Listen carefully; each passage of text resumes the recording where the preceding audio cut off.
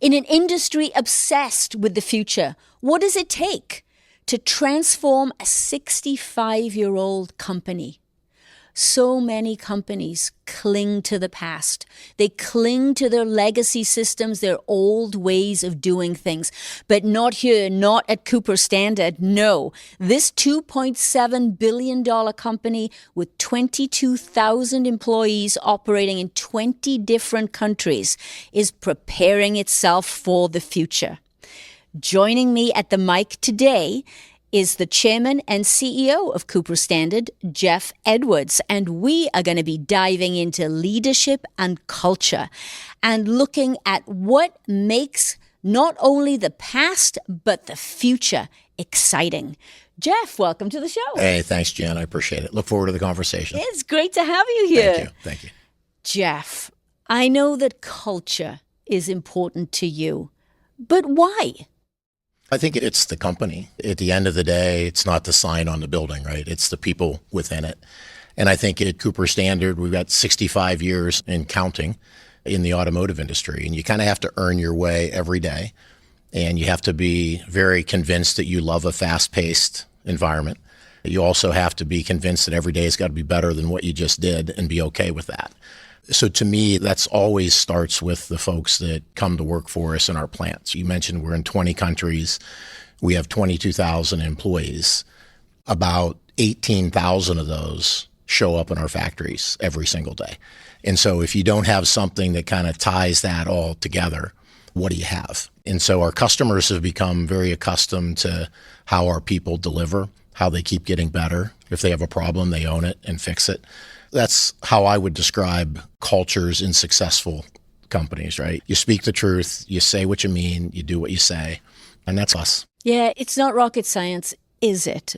But yet it's very difficult, really understanding culture and getting at the root of culture. Because, Jeff, you and I both know in this industry, decades ago, we all ran with a strong command and control culture. The orders came from the top and they went down the ranks and down to the shop floor, and there really wasn't a lot of discussion or empowerment. And now that's evolving. We're talking about more of an authentic leadership, servant leadership type of model. That transformation, how have you seen that transformation here at Cooper Standard? We really spend an awful lot of time talking about leadership. We talk about what's important and what isn't. We also talk about what's acceptable and what isn't from a leadership point of view. And I've found it's not only about educating those that are in leadership positions. If you educate everyone that comes to work, then they know what it looks like, but they know what it doesn't look like. And so it holds us all accountable. And I think it's a lot better than one person shouting orders from the rooftop, especially when your rooftop has to span 20 countries and a lot more languages than just that. The culture is certainly, in my opinion, built from the shop floor and then understood in the boardroom and supported. And that's where it comes together, in my opinion, is on the shop floor. And we've talked a lot about what the shop floor is. So for us, it's not a way to the parking lot. It's where our passion and our performance to support the customer is actually delivered by all fronts, whether you're our supply base, whether you're employees in the factory, whether you're the engineers, whether you're the leadership team, whether you're the community that we enjoy being part of, you all show up there. Yeah. And so how did you do? And do the customers enjoy that interaction? And do they continue to vote with the purchase orders? Because ultimately they need to. And the culture within our factories really is a reflection of our entire company, and it should be. And if it isn't, then that's probably something that needs improved. Yeah. Years ago, I remember sitting in executive conference rooms when culture was just that thing that HR did. Remember those days years ago? Nobody really understood the significance of it, how it binds all of your people together. It's how you make decisions. It's how you operate. It's all of that. It's the glue that holds it all together. So tell me a little bit about how that works at Cooper Standard, because clearly it's not an HR thing. No, it's not. And I think our global leadership team really owns the approach that we use to run the business. I think we're probably like most, right? We have a vision statement, we have a purpose, we have our values, but that isn't a paper that hangs on the wall. That's what's in the hearts and minds of our leadership team because they own it. It's in the hearts and minds of our employees because they understood it when they accepted a job within our company. And every day is something that we work on. And we don't change it a lot. I will tell you over a 13-year period, I can speak to that. We've adjusted a couple things. We've tweaked some language. But overall, it's still about delivering for the 5 stakeholders that we have. And when you think about our customers, you think about our shareholders, our employees, the communities that we live and work, and our supply base. That's the 5 folks that if they're all receiving what they need, not everybody gets everything that they need, but if they're receiving what they need and they believe that every day is better than the previous one, then I think it's working. If it isn't, then you probably should figure out what you want to tweak and adjust and make it better. But it really has to be in the hearts and minds of all the employees. That's the most important thing I could use to answer the question. No, I agree with you. And I think that culture is directly related to the speed that we so desperately crave in this industry. Mm-hmm. We're always talking about now speed. It's speed of product design. It's speed of producing the product. It's speed of making decisions. No longer can we stay in the dark ages with all the silo decision-making type processes that take forever. You've got to embrace empowerment. And I believe that culture is something that can either strangle that. If you've got a bad culture, you are not going to have the speed that you so desperately want and need in this industry. But if you have a good culture, then that's going to allow decisions and processes and information to flow much faster. Would you agree with that? I think culture is a big part of it. I think speed, I think accuracy is important. But clearly, those definitions continue to evolve and change, and now are changing rapidly because depending on which customer we're talking about and which powertrain we're talking about and which market we're talking about, speed is defined much different today. The timeline that we used to discuss were 3 or 4 or 5 years, right? You had to develop. Now we're talking about months that you have to develop product and get it into the market. And so again, I would say the mindset of the organization has to be lined up there, right? This isn't something you can just ultimately say, we're going to go do this. It has to be part of your process. I would say this, our tools are also much better. If you think about the investments that we've made in our business, both on the engineering, the manufacturing, finance, program management, we've spent literally hundreds of millions of dollars within our infrastructure, IT infrastructure, financial infrastructure, to really provide our employees with what you just said, information that's available real time and much faster. What's really going to be cool about that, in my opinion, is as we go forward and AI becomes part of our daily work habit and becomes a tool that we use to make our company better, faster, more accurate. Yeah. Now that we have the data and our employees are using that data in ways, we're no longer Excel spreadsheets and napkins, I think is also part of the cultural evolution and revolution now that's going to take place. So that requires people to really buy in to how they're going to do things differently going forward. And if you don't have a culture and if folks aren't willing to do that, you can conquer any mountain, but when you turn around and nobody's there with you, it makes for a pretty long day. So I think culture can be part of virtually everything that you do, especially this continuous improvement, lightning speed changes, the evolution that's occurring in the industry. Is, I know everybody says the next 10 years are going to be more change than we've experienced in the past 100. I agree with that. I would say maybe it's the next 5 years. I was going to say, I think it's the next 5 now. Are going to be faster than anything that we've seen in the last 100. But anyway, I think the key is your folks, right? It doesn't matter what country you come from. It doesn't matter where you've worked in the past. If you can buy into what we're doing here, I think that's part of a winning team.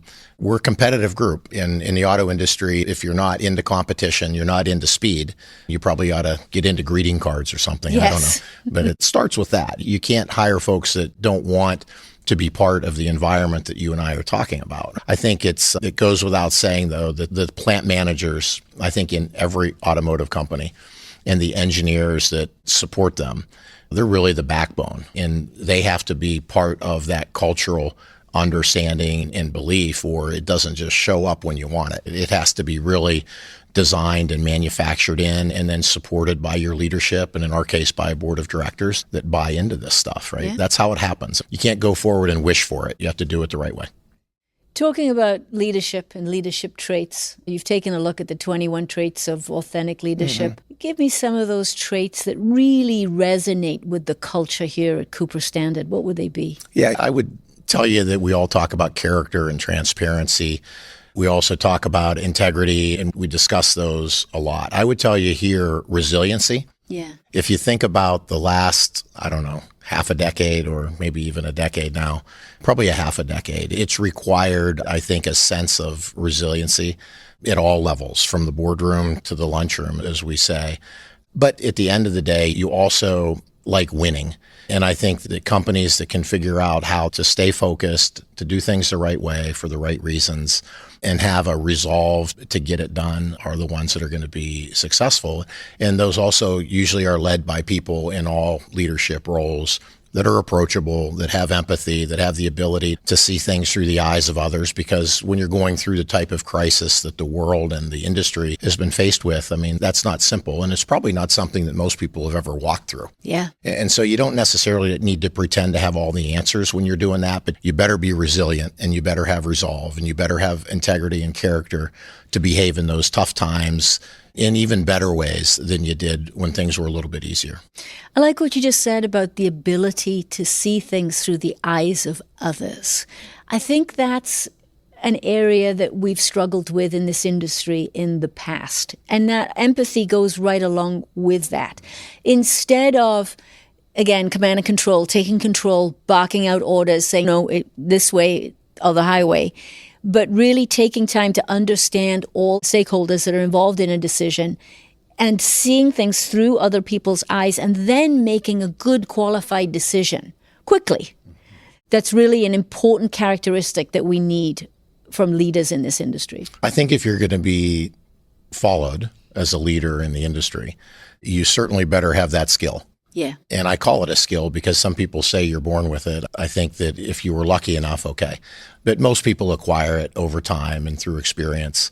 And I've always found that whether you're meeting with folks in New York City talking about bank deals, or whether you're talking to your employees that happen to come to work in your plants, or whether you're managing on a quarterly basis your board of directors, the ability to be approachable, the ability to listen, the ability to be transparent in those conversations, and to be consistent regardless of what's flying around you, I think is how you get people to trust and buy in, and then ultimately line up. And in this industry, if it were as easy to line everybody up and march in a certain direction, many people could probably do that. Yes. But what you find is that things change on a regular basis, and your ability to change quickly when you're talking about tens of thousands of employees around the world, that probably is a little more of the secret sauce that has to exist within your four walls as a company, and within the framework and the trust that the leadership has built, not only with each other, but with the employees that have to take the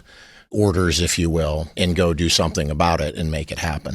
I will tell you, there isn't an earnings call that goes by where I don't shout out to our plant managers. These guys come to work every day, and they're responsible for managing 85% of the employee base. And so if you really want to talk about leadership, the room isn't big enough for us to bring them here and have this conversation, but they're truly the ones that are on the front line of leadership and are doing such a fantastic job inside Cooper Standard. And then you talk about the directors of our engineering group and the directors within our functions. So these are the people that are really doing the work, and really we owe a lot to. You don't survive 65 years in the automotive industry. You don't even survive the last 6 or 7 years that has been our industry and our world without what I just described. You have to have people that are willing to commit and are willing to go make it happen, aren't going to run for cover when things get difficult. And I'm really proud of that aspect. We have people that have been here a long time, not 65 years of it, but a long time. And clearly that sets us apart. People want to work here. People enjoy working here. And when we need folks to come join us, we usually have a line around the building. And that's not because of the sign. It's because of the culture. What do you look for in people that you hire? What's the DNA of a Cooper Standard associate? What's that look like? Yeah, I think you have to have the right work ethic. You have to be real. You have to care. You have to be a teammate in addition to a leader. There isn't a leader in the company, me included, that doesn't have to be a good teammate. Yeah. And so you got to be both. And I think within the industry, we tend to bring people in and help them and teach them and provide them access to skills that comes with, as they experience what we're talking about, we really put tools in their hands to help them and make them better and ultimately the company better. And I think when you invest in your employees the way we do, whether we're talking about China or Colorado, we tend to provide each of them an opportunity to do that. The other thing, and I always say this, we spend a lot of time talking about our vision and our values and our mission. Every quarter I do an all-employee meeting that gets archived, so you don't have to be awake at 11 p.m. in Asia to listen to it live. You can listen to it at your convenience. But we always start with that. And folks will say to me all the time, I notice that you use that in every meeting. Are you worried about it being redundant? And I always say no, because we have new folks that are joining us, because that's the way the world works. And then we also want to continue to make sure that it's heard and it's emphasized that truly we make car parts. We're privileged to be part of that industry, but that isn't who we are. Yeah, that's really quite a statement around culture. Yeah. Let's switch gears and talk about organization structure. I've been in this industry a long time, and I've worked for every possible conceivable type of org structure there is. You'll see it go from decentralized to centralized functions to regional leadership, all different kinds of matrix structures, product structures. You've gone through quite a transformation at Cooper Standard. Tell me a little bit about that transformation and the drivers behind that. Yeah, I think in most companies, one agreement you'll find for most senior leadership teams or CEO is that you probably pick one for the particular period of time that you're in, whatever that is.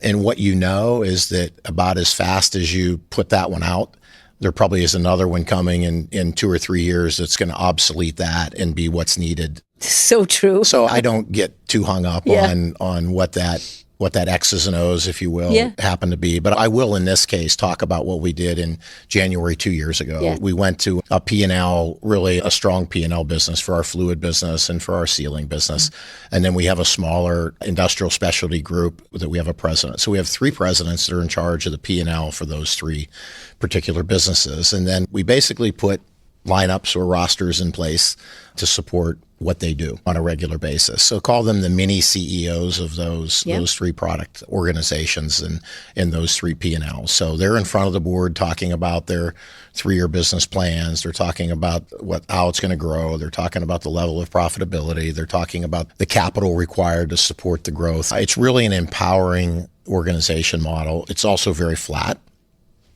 And it's probably the most cost-effective model that we've used. And so if you think about what I just said, there's an obvious reason why the last 4 or 5 years, the industry required whatever was flat and whatever was low cost and whatever would get decisions done quick. And so that's why we find ourselves in this particular model. I'm really proud of the team. And that's another example, right? You have 20,000 employees that Christmas 2 years ago were walking to an organization that they had been walking to probably for about 3 years. And then up goes an announcement that we're going to change that. When you come back from holiday, this is the new organization structure. And in some companies, people would be like, okay, what did we do wrong? In this company, it's about, okay, how's that going to help us do better? And that's basically what they did. They just took it and ran with it. And here we are. We're back to performing financially and otherwise the way we should be. Our customers are proud of that fact as well, because ultimately a stronger Cooper Standard is a stronger automaker. And we all believe that. And I think the entire supply base believes it. But again, we have to be careful when we talk about an org chart, the names in the boxes that really are the difference makers. And I will say we pay particular attention to the names in the boxes, especially at the top of the charts, because ultimately we want people that get this, right? Have to understand the culture and the values and what we expect. We know what you make, but how you do it and who you are as you do it here is equally important to the results. It's not just the results, it's how you get the results. Yeah, and I think in any organization, doesn't matter, whatever way you draw the matrix, because I'm sure there's some shared functions that go across these businesses, procurement maybe, supply chain, all that. HR, right? You're looking for scale. So you've got some people that say the sealing systems person wants this and the fluid person wants this and my functional boss wants this. But at the end of the day, it's about people figuring it out together. What is best for the business? And so many times I see people fighting, whether it's a dotted line or a solid line in a matrix organization. It doesn't matter. It's about the team coming together to understand what the business needs and solving that issue. And are you going to have a perfect job description or a perfect org structure that will help you do that? No, you're not. You're going to have to work together and figure it out. And I think that's something that a lot of companies miss. Again, it comes back to culture, doesn't it? It does, and it's leadership. At the end of the day, there are certain cultures that don't do well with dotted lines. That's what you hear a lot, right? And I've always found that if you have the right leaders, then they can explain that and they can make it work. If you don't have the right leaders, then typically there's always reasons why something doesn't work. We tend to talk about our global leadership team as the group that comes together each and every day, and then each and every month, and each and every quarter, and each and every year. And they're ultimately held accountable and they're responsible. And we don't have scholarships for that group. You earn your way in and you earn your way to stay. We all are that way. There are no guarantees. And so what's going to help you be the most successful? In my opinion, it's the culture and the glue and the fit that team has. And if they fit well together and they're getting results and they're winning, they tend to be together a long time. They can get results, and if they don't fit, then they tend not to be together for a longer period of time. And you also tend to have more of the discussions that you mentioned, right? Why things don't work rather than how are we going to make it work. And we're really proud of that group. It's the smallest it's ever been inside our company as we sit here today. The smallest global leadership team we've had because the organization is the flattest and the P&Ls are very streamlined. That's serving us well. The plants within Cooper Standard also are pretty lined up to that P&L structure. So we don't have a lot of complexity associated with cross lines and so forth. And we hire adults. So when you go into the room, they tend to behave like adults. And I'm really proud of They don't really play proud games? Of that aspect. They don't backstab each other and play games with each other? I never use the word never in anything that I do, but I do think that it's probably one of the things that I'm most proud of, that they care about each other, they care about the company, they care about the results, and they care about how we get those results. And I think that's a consistent approach that we've had a long time. And it really is a culture that I believe will be here long after the current leadership team hands the baton off to the next one. And I think that's how I always think about building it. I try to think about leaving it better than we found it. But even more than that, building it so that it'll ultimately have foundations to continue to build on for the next 65 years. Yeah. This is a point in time where you are celebrating 65 years, and it's clear that you've been able to retain the good parts of the DNA of the legacy company and also transform for the future, which is not easy to do. But Jeff, as you look into the future, what excites you about the future? I think, first of all, the auto industry itself is exciting. You think about the evolution that we're in the middle of right now, right, with powertrain. So we're talking about ICE vehicles, hybrid vehicles, electric vehicles. And probably in 10 years, 50% of them will be ICE and the other 50% are going to be hybrid and electric. I don't know what percentage of hybrid and what percentage of electric, but I think 50% of the entire market will be one or the other. That's exciting. That's change. That's an evolution that requires amazing communication from the customer expectations through our factories. But change can be exciting too. Some people are afraid of it. I think in the right company and in the right culture, it's exciting because you can actually differentiate yourself as a supplier in an environment that has that type of rapid change. We talked about speed. We talked about accuracy. We talked about having people that really care and want to build relationships with their customers and the supply base. These are all things that are going to be required to win and to be competitive and to make sure that the customer feels that you're worthy of the next purchase order. And I think they always prefer to give it to somebody they like versus somebody they don't like. As a former purchasing person, I couldn't agree with you more. Absolutely. Those relationships are so critical in our industry. And my background is just a lot of supply chain and purchasing in my background. And I was brought up to basically beat the supplier over the head. So it's wonderful to hear you talk about the relationships with the suppliers. And we have to nurture those relationships because they're not just suppliers anymore, are they? They have to contribute to what our products look like in the future. They really are partners, a word that we've used and abused over the years. But we have to recognize how important and critical those relationships are. Yeah, I think for us, it starts with being able to do the basic things. Yeah. And so we really pride ourselves on how we run our factories and the safety record in our factories and how day in and day out from a quality performance, we're doing what the customer expects us to do and that we don't create issues with those basic things. And then we quickly pivot and say, okay, how are we going to differentiate ourselves? And that's typically where innovation comes into play. And when you think about the transformation that's occurring now within the powertrain, that's our space, right? So our fluid business has an opportunity to really innovate in ways that nobody has ever innovated, because all of a sudden you need a hybrid electric vehicle. And nobody talked about hybrids other than small volumes. Now we're talking about potentially 50% of the market being either electric or hybrid. And so with us, how do we innovate for our customers? How do we do a much better job of providing them an overall system that's a lot lower cost, but a lot more efficient? Probably they spend a lot less money procuring all those parts, but our purchase order is probably higher than it's ever been as a result of how we've integrated and how we've developed product for them. That's what's exciting. I think our teams are very excited about it. The fact that we've had people that have been here for decades engineering things one way and now are being asked to think about it differently and provide answers in a way that our customers expect us to. That's pretty cool. And I think all of us feel that way and are excited about the future of the business. And of course, you have the geopolitical challenges, the macroeconomic backdrops, but that's always existed. And so we tend to focus on the things that we can control and not worry about the things we can't, and then adjust to whatever it is going to change. And that's what we've been doing the last 6 or 7 years, of course. And we've probably never been stronger than we are today. It can be done. It just has to be done together. Yes. So the future is bright, and the whole industry is going through a massive period of reinvention. And it isn't just about the product. It isn't just about how we make the product. It is about our operating system, how we make decisions, how we work together. And that all comes back to culture. It does every day. And I think that, again, you're measured by your performance, right? Yes. Our plants are measured every day by our customers in terms of how you're performing. And it doesn't matter whether it's the spring, the summer, the winter, the fall, the variations that the climate has on your product and on your process.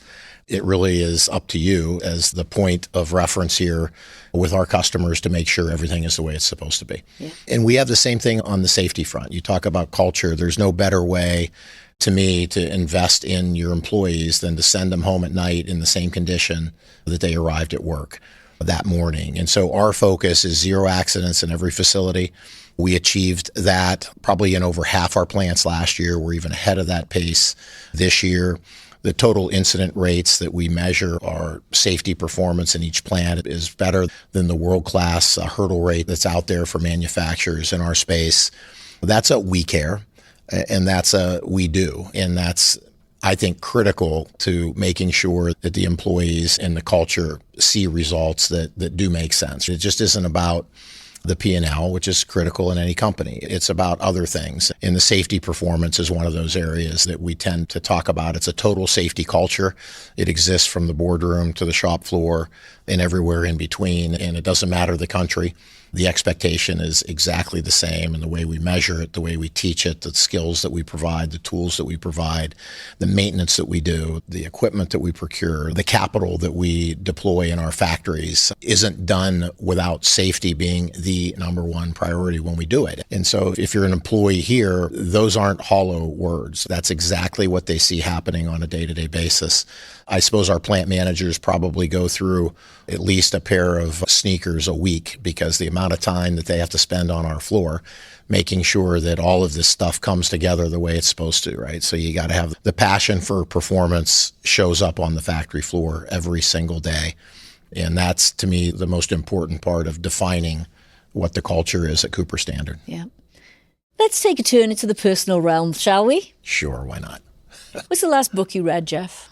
The 21 Traits of Leadership probably was the last one that I read because I was preparing for. Yeah, I will tell you that personally learning and doing is something that I believe in wholeheartedly. And I tend to use reading more as a pastime than I do reading about leadership. Early in my career, I probably read one a week.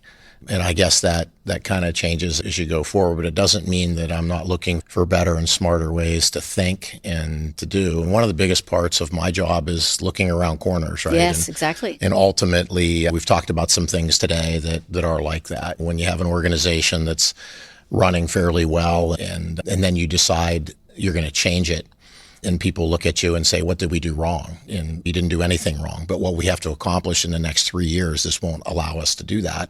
So we have to do it differently. And so that's what makes me tick. I spend an awful lot of time thinking about what's out there, what's coming, maybe what isn't as obvious to those that are involved in the day-to-day aspects of our business. But between our board, and they're a great board, and what my experience has provided me at this stage of my life, I tend to think about it that way. How do you consume information? What's your preferred way to consume it? Are you a YouTube person? Are you a podcast person? Do you like to read books, blogs? Yeah, I tend to really enjoy the human element of conversation. Me too. That's probably why I'm a podcaster. Yeah, I think that's, for me, how it works. I like, I guess, what's it called? Thinking out loud. I enjoy that aspect of it. I try not to walk into an issue or an environment, at least in this job, with the answers. I tend to walk in with more questions. And so I think that's how you learn. Yeah. And usually you find that there might not be one answer to the question, but there may have been 10 answers to a question. And within those 10 answers, you find the answer. Yeah. And it probably isn't the same sentence. And so I think that's probably how I learn.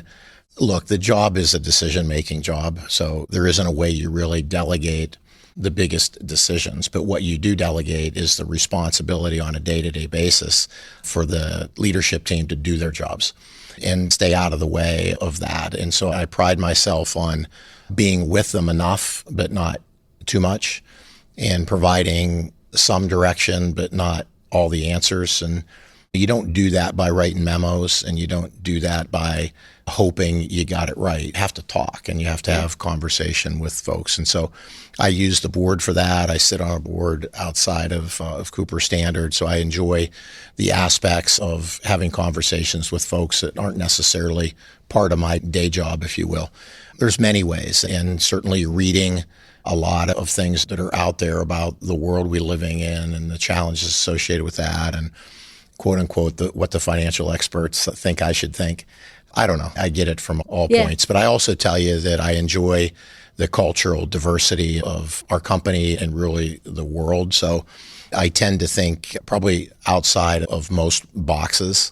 So I'm looking at it from whether it's in Asia, I'm thinking that day, or Europe, I'm thinking that day, or here. I think the answer isn't always where you were born, right? The answer has to be looked for, and you have to be willing to hear things that may not necessarily be what you think. That's right. And it may not necessarily be what you even wish for.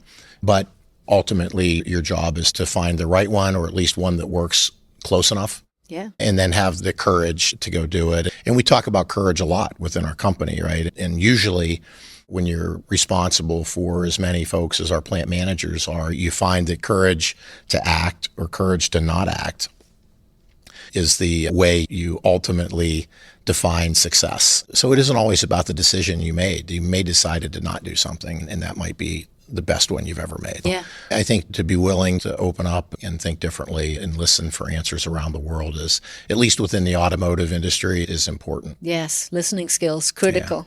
Yeah. Tell us something personal, Jeff. What do you do for fun? What do you do to relax outside of work? Probably doesn't sound like relax, but I guess chasing my grandkids around has to be at the top of the list. They're at that age where you can go watch ball games, and I don't care if the ball went between their legs. Their father has to worry about that stuff anymore. I can cheer for all of it.